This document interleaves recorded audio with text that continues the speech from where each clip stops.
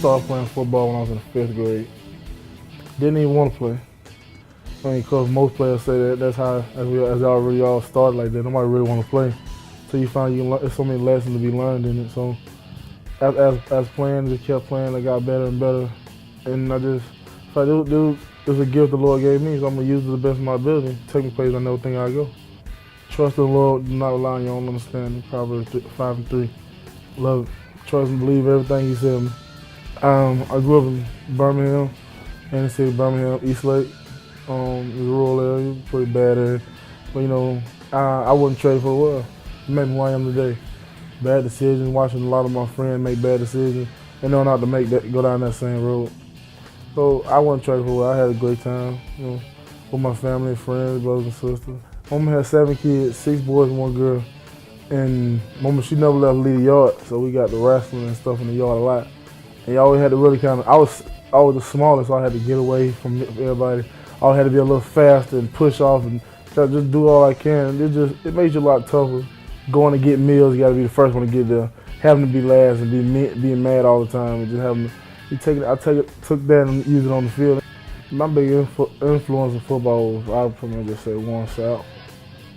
I always had to drive myself up to play, and then me playing Little League football, if you wasn't the quarterback, wide receiver, they talked down on you, especially in my neighborhood. They could see you not being athletic, not good at all. But I took it to the point where, like, sure, if I'm gonna play this position, I'm gonna be the best at it. And while we're at practice, I'm gonna make you suffer because you play that position. And so all they carried over, and then I started watching football, and I watched Warren Sapp. And just watching Sapp just have fun. Okay, I'm a D lineman, which that don't mean I can't have fun. Go out there, have fun, make a play, sack a quarterback, hurt wide receiver, and he get up and he celebrate. I'm like, why can't I celebrate? Why can't I have a good time while doing it? I used to just play mad and just hurt people, but now I just have a good time, relax, and just go with the flow. My biggest influence in my life was my mother. She my whole life she was supposed to die my whole life.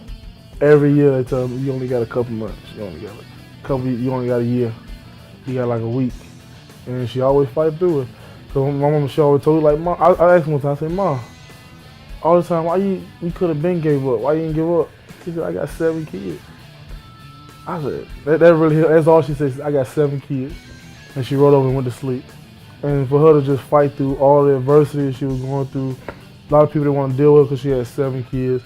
A lot of people didn't want to come to the house because she had 7 kids. She put up with all that because she's like, she didn't have to. And people always told me she was going to pass away. She fought through that because I have to take care of 7 kids. They my responsibility. I love them and they love me, and we all she had. And I was like, that pushes me that pushed me farther than anybody can push me.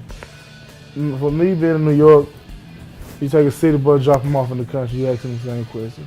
It's so different. I'm not used to the tall building. I hardly see any grass. I don't see no dirt. Everybody in the rush is hustling and bustling. And Alabama is just so laid back and relaxed. But I love this building. It's an experience that a lot of people don't get a chance to see.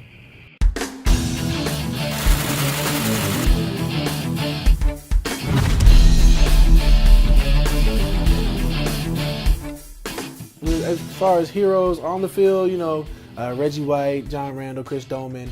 Of course, Pops is always a hero of any guy's life. Just because, when you're born, he's humongous. And then as you keep growing, he gets smaller and smaller every year. It's crazy how that works. But no, I mean, he just helps out so much. So every little advice helps. And he's done everything that I've done, so he knows the whole story. The most influential coach I've had would probably be my coach in college, Tosh Lupoy.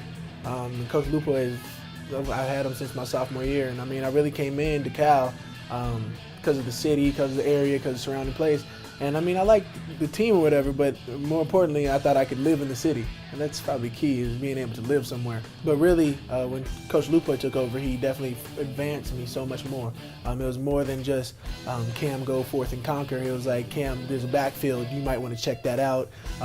There's also wide receivers, they could, tell you this pass is coming. And he just brought so much more knowledge to the game. And brought it in a way that I could understand.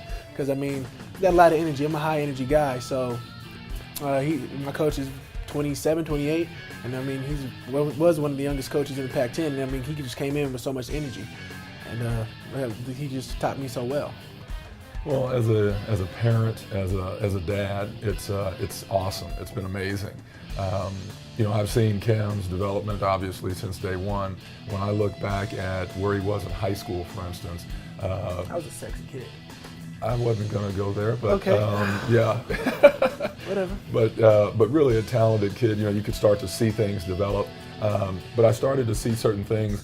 You take that athleticism, that's one thing, but then also you got to mix in some passion and to go to the next level. And that's where I thought Cam really took it and went with it.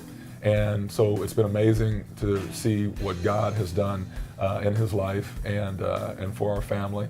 For him to go through that senior year, have a bang-up senior year, you're always going to have some nicks and bruises, and he went through that and he battled through that, and to get to this level and then to show up like he did at the Senior Bowl and at the Combine, it's just been truly amazing. As far as just being drafted, I mean, it's a great feeling that I have.